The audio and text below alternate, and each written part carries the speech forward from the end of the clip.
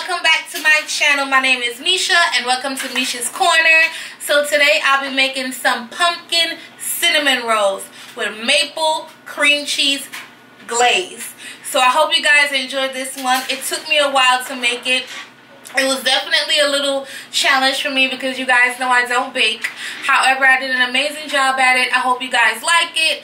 Subscribe, tag me, let me know what you think. If you try it, take pictures.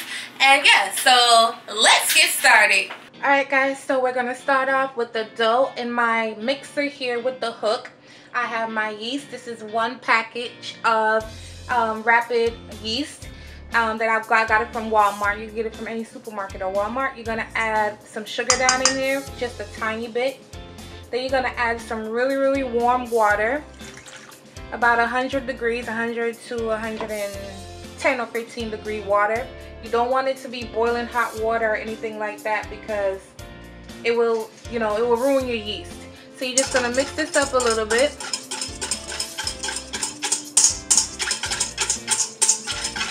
And you're going to allow that to sit for about 5 minutes. Once it foams up, then you know you're good to go. Alright guys, you see how nice and foamy that is? It doesn't look the same as before. So now you're just going to add your sugar. Remember, all ingredient measurements will be in my description box, so make sure you check for that. You're going to add your pumpkin pie spice. I'm going to give you exactly what's in that. You're going to add your egg.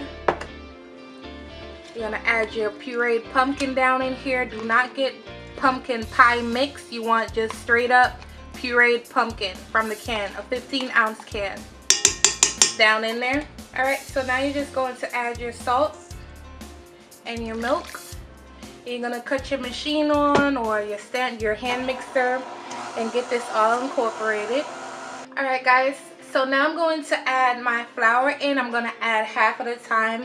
In between that, I'm going to add my butter. So I'm going to add half of my flour. Yeah, that's about half of my flour. Then I'm going to add half of my butter. You're going to let this go. Once it incorporates, we're going to add the rest of the butter and the rest of the flour. Just to combine, maybe 2 minutes. You just want to let this go for about 2 minutes.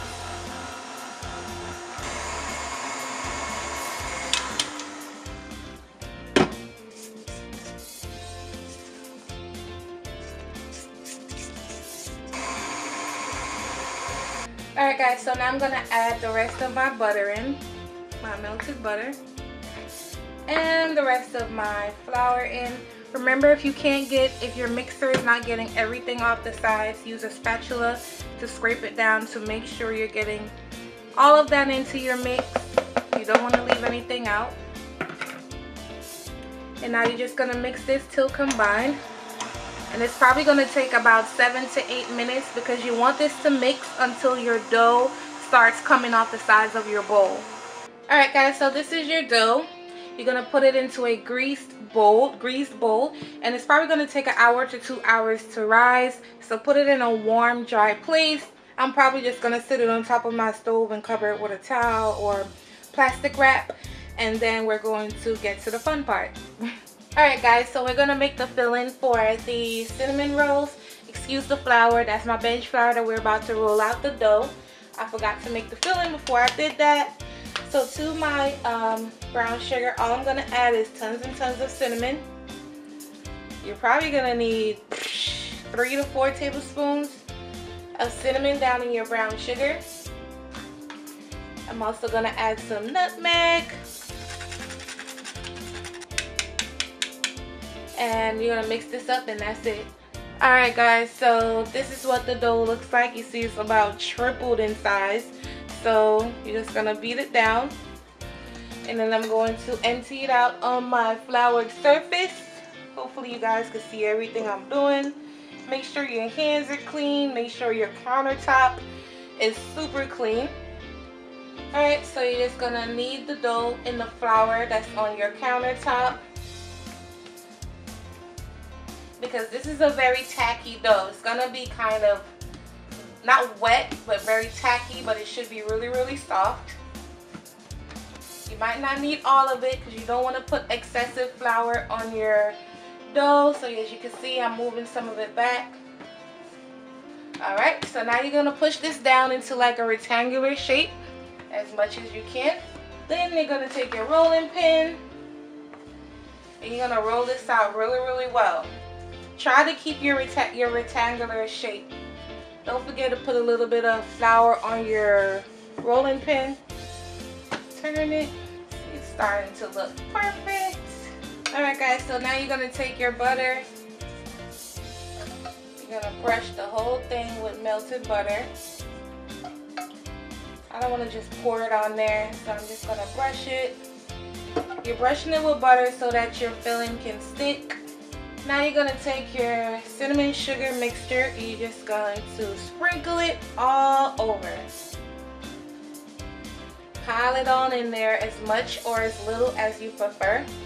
And then we're also going to make the glaze for this. The glaze is going to be super amazing. We're going to put some cream cheese in there, some maple syrup to go with the theme of the whole pumpkin situation. So now we're going to roll this up. So I'm going to do the best I can. You guys know I don't bake. So all you baking police people out there, don't come for me. Because you guys know I absolutely do not bake. Alright, so here we go. So you're going to start it by taking the edge. Hopefully you guys can see me. Yes, you absolutely can. You're going to start it off really small and tight. It takes some patience, so don't rush and do it. And it smells so good. Even the dough, for whatever reason, the dough just smells so amazing. So I know it's going to be good. Don't you just hate when you get to the end of something and it starts acting up? Okay, so I'm hoping once I slice into this, it's going to be perfect. So I'm just going to take a serrated knife. I feel as if that's easier to get it precise as how I want it. I'm going to go down the middle. Oh, yes. I don't know if y'all could catch that shot. Okay.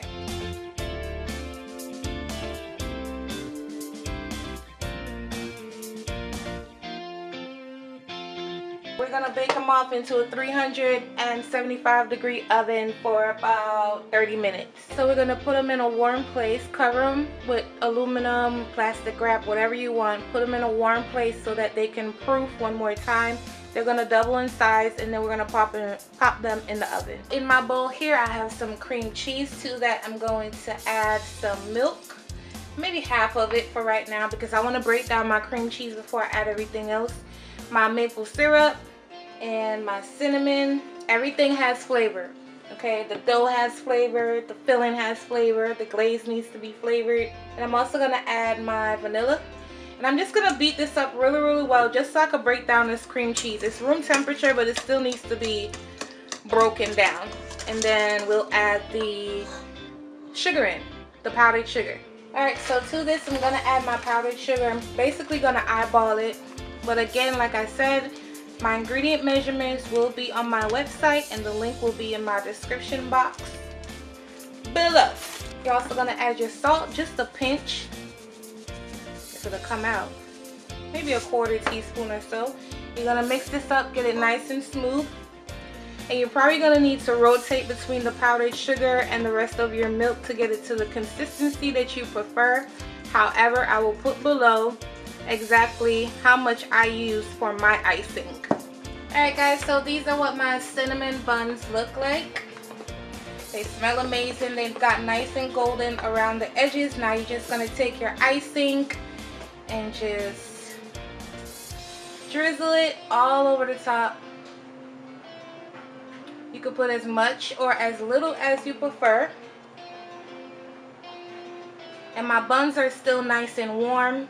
So the icing is just going to melt right down. It might look like it's thick. You don't want to do it too thin because if your buns are too warm, then your icing won't look, it'll look too thin by the time it hits the hot bun. So make sure your icing is not too thin.